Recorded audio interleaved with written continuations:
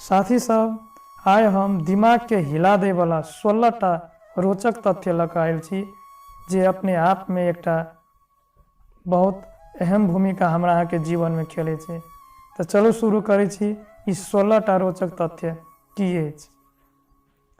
मनुष्य जन्म लैत अवस्था में 300 हड्डी के साथ में जन्म लैत अछि। जब वो धीरे धीरे 18 साल के अवस्था में अबैत अछि ओहि समय में जाकर सिर्फ ओकरा शरीर में 2 से 6टा हड्डी मात्र रह जाइत अछि।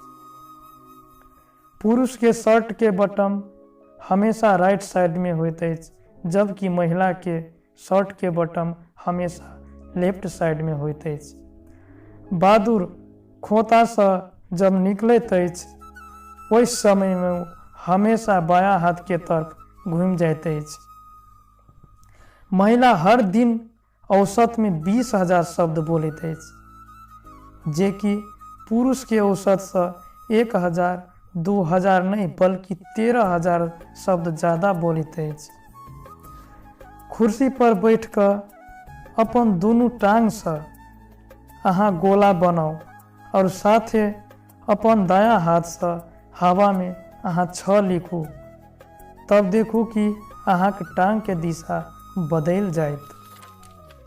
चुट्टी कहियो नहीं सुतैत अछि, सब दिन वो जगले रहैत अछि। ठंडा पानी के तुलना में गर्म पानी ज़्यादा तेजी से आइस में कन्वर्ट भऽ जाइत अछि। एकरा यमपेम्बा इफेक्ट सेहो कहैत अछि।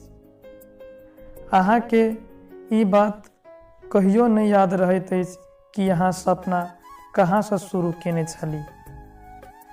धरती पर जतेक भार पूरा चुट्टी के अछि ओतबे भार पूरा मनुष्य के अछि। जब अहाँ झूठ बजै छी तब अहाँ के नाक गरम भऽ जाइत अछि। सपना में अबै वाला हर एक फेस हम अहाँ जरूर देखने रहे छी। लाइटर के खोज सलाई से पहले भेल रहे। राइट हैंडेड आदमी औसत लेफ्ट हैंडेड आदमी से करीब 9 साल ज़्यादा जिए छे।